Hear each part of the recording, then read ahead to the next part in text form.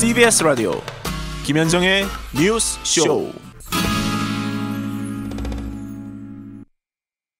아빠, 나 핸드폰이 고장났는데 급한 일이야. 문화상품권 50만 원만 지금 결제해 주세요. 한 아버지가 딸로부터 이런 다급한 카카오톡 메시지를 받습니다. 그리고는 딸이 찍어준 링크를 누르고 들어가서 문화상품권 50만 원어치를 결제해 줬는데요. 알고 보니 사기였습니다. 보이스피싱에 이어서 이번에는 카톡피싱입니다. 근데 카카오톡이나 휴대폰 메신저로 나 친구 누구누구인데 돈 좀 빌려줘. 이 계좌로 붙여줘. 이런 수법은 과거부터 있었죠. 이런 거는 우리가 이제 더 이상 안 속습니다. 문제는 지금 돌고 있는 이 카톡 피싱 수법은 아주 교묘합니다. 범인을 잡아내기도 어렵습니다. 그래서 우리가 미리 알고 조심을 해야 되는 건데요. 카톡 피싱으로 지난해 신고된 피해액이 216억 원입니다. 여러분 지금부터 잘 들어보세요. 먼저 지난주에 이 카톡 피싱, 신종 카톡 피싱을 당한 가족을 연결하려고 하는데요.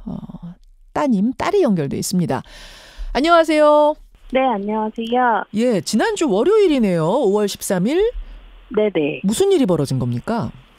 제가 그때 업무상 미팅이 있어서 끝나고 봤던 이제 부재중 전화가 아버지께 와 있어서 전화를 드렸더니 카톡으로 네가 연락을 했었던 거 아니냐. 내가 너한테 연락이 와서 이런 결제를 해서 보냈는데 아무리 생각해도 좀 이상해서 연락을 했다라고 전화를 처음으로 받게 됐어요. 직장인이 이제 따님이 회의하는 동안 벌어진 일이에요.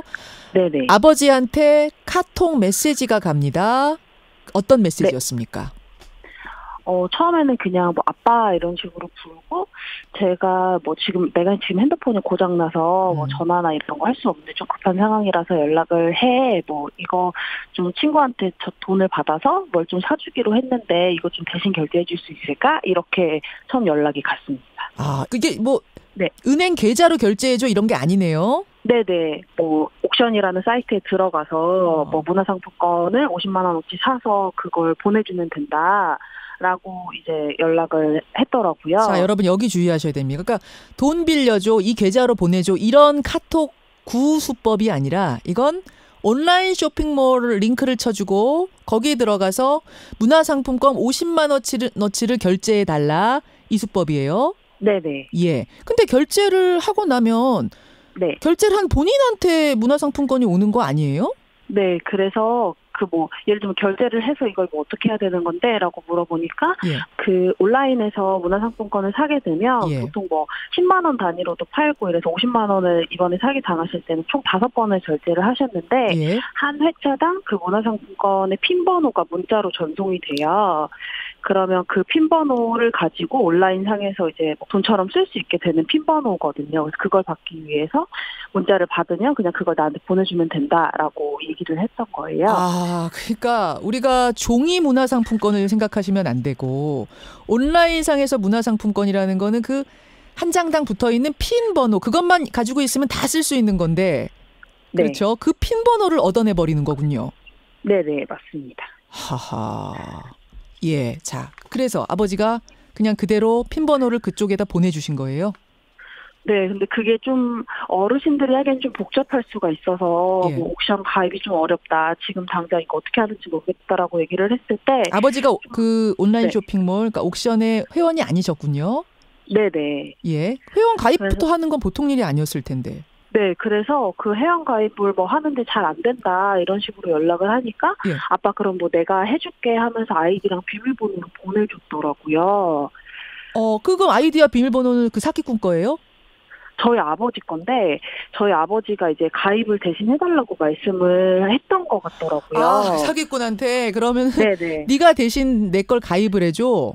네, 왜냐면 제가 평소에 아버지 걸 그렇게 해드렸었거든요. 아버지가 가입을 못하셔서. 네. 아니 정확하게 아빠 나야 하면서 이 직장인 딸 자녀로 완벽하게 연기를 할 수 있었을까? 그게 제가 추정하는 게 네이버 주소록이 이제 좀 노출이 됐을 것이다라고 생각을 하는데 포털에다가 저장해 놓으셨어요, 주소록을? 네네. 그 주소록은 제가 저장한 이름 그대로 또 연동이 되기 때문에 제가 아버지라고 해서 저장을 해놨었거든요. 휴대폰에 우리 전화번호 쭉 저장돼 있는 걸 포털 사이트랑 연동해 놓으셨군요. 네네. 예. 그래서 이제 아버지라고 돼 있으니 이제 아빠구나라고 확정을 하고 연락을 했던 것 같습니다. 그 엄마한테는 왜 안 했을까요? 제가 엄마랑 애칭을 써가지고 제가 엄마를 박 여사라고 저장을 해놨었어요. 휴대폰에다가 엄마는 박 여사, 아빠는 그냥 아빠. 네네. 아까 박 여사라고 돼 있으니까 이게 무슨 엄마인지 뭐 아는 진짜 박 여사인지 알 수가 없으니까 그쪽은 못했을 거다. 네네. 그래도 평소에 딸이 쓰는 말투랑은 좀 달랐을 것 같은데 아버지가 눈치 못 채셨어요? 제가 여동생한테 보여주면 이건 전혀 언니 말투가 아니라고 아는데 그쵸. 저희 아버지는 이제 그런 거랑 상관없이 뭐 아빠 내가 좀 급해서 그래 이런 표현을 쓰니까 이게 딱히 그 인터넷상에서 쓰는 말투를 더 그러니까 민감하게 받아들이지는 못하신 것 같더라고요. 가능하죠. 뭐 아버지하고 카톡을 친구랑 주고받듯이 자주 주고받을 일은 별로 긴 문장으로 주고받을 일은 없으니까 매일 보는 사람들인데. 네네 맞아요. 그러니까 아버지는 아빠 급해. 네. 그러니까 뭐 일하고 관련된 거고 문화상품권 결제라니까 그냥 해주신 거군요. 네네. 와, 경찰에 신고하셨잖아요. 네네. 바로 수사 착수가 됐습니까?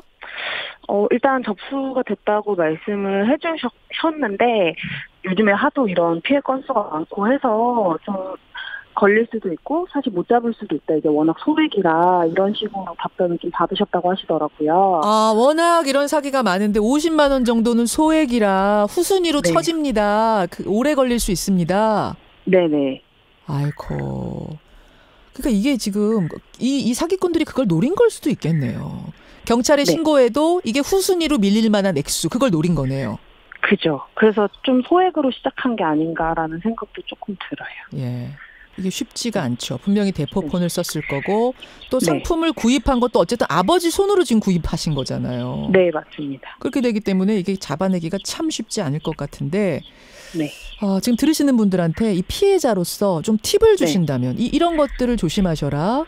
그게 사실은 저희 아버지가 막 평소에 가족들이면 단톡방에도 막 이런 피싱을 조심해야 된다. 요즘에 이런 게 유행이라더라 하는 거를 먼저 말씀을 해주시던 분이어서 사실 이런 일을 당하실 거라고 생각을 못 했었어요.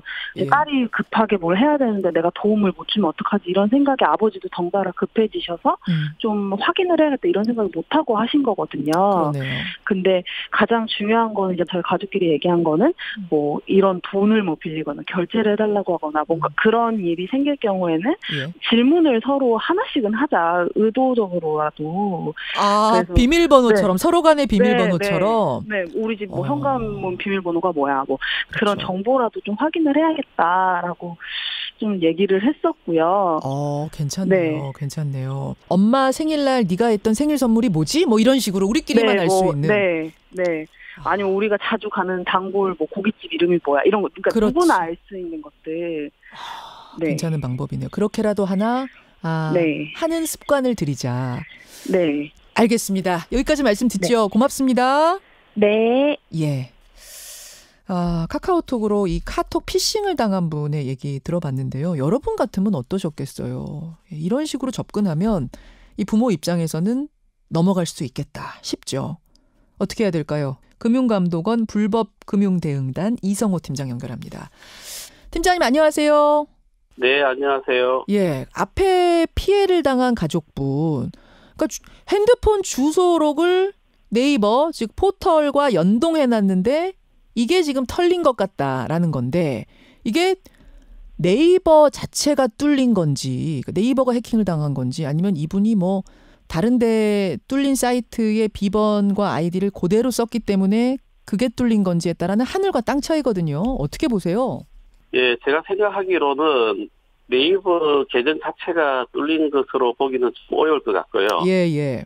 예전에 카드사라든지 금융회사 아니면 포털 사이트에서 개인정보가 유출된 것을 불법으로 사고 팔고 그 정보를 가지고 이용을 했거나 최근의 피싱 수법을 보면은 스마트폰에 최근 피싱 원격 조정 앱이 깔리도록 해가지고 스마트폰에 있는 사진이나 개인정보를 빼어나가는 그런 수법이 아닌가 생각합니다. 그러니까 뭐 예전에 은행들 털리고 포털 사이트 털리고 해서 대량으로 비번과 아이디가 유출됐는데 이분이 만약 그때 그 아이디 비번을 지금 이 네이버에도 그대로 사용하셨다면 그걸 통해서 들어갔을 수 있단 말씀. 요즘 이런 카톡 피싱이 많습니까? 예, 최근에 카톡이라든지 페이스북 같은 메신저를 이용하는 사기가 아주 많이 발생을 하고 있습니다. 또 스마트폰 문자 메시지, 스미싱이라고 하는데요.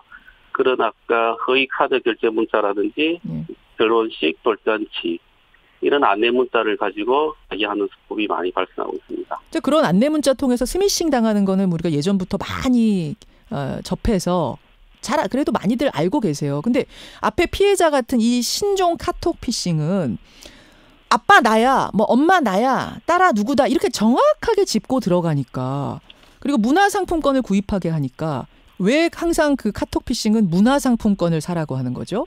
예, 문화상품권이나 선불카드는 소액이다 보니까 크게 의심을 하지 않고 또는 핀번호, 1년 번호만 있어도 언제든지 다른 사람이 사용 가능하다는 것을 노린 것 같습니다. 그러니까 뭐 우리 보이스피싱인 이런 거는 수천만 원을 계좌로 넣어라, 수백만 원 넣어라 이런 것은 이제 잘 안 속지만 거액이니까 50만 원, 뭐 29만 원, 20만 원 이런 소액 문화상품권 같은 경우에는 그냥 사서 보낸다는 얘기군요. 핀번호를. 예, 사진을 찍어서 보내면 그게 사용이 가능하다는 거죠. 그걸 노리는 거다. 이게 지금 신고를 하면 잡을 수는 있는 건가요? 일단 신고를 받고는 있는데요. 예. 현실적으로 범인을 잡고 그 피해금을 돌려주기는 어려운 상황입니다. 어려운 상황이군요. 그럼 이게 지금으로서는 이 카톡피싱, 신종 카톡피싱에 대해서는 개개인이 주의하는 수밖에 없는 겁니까?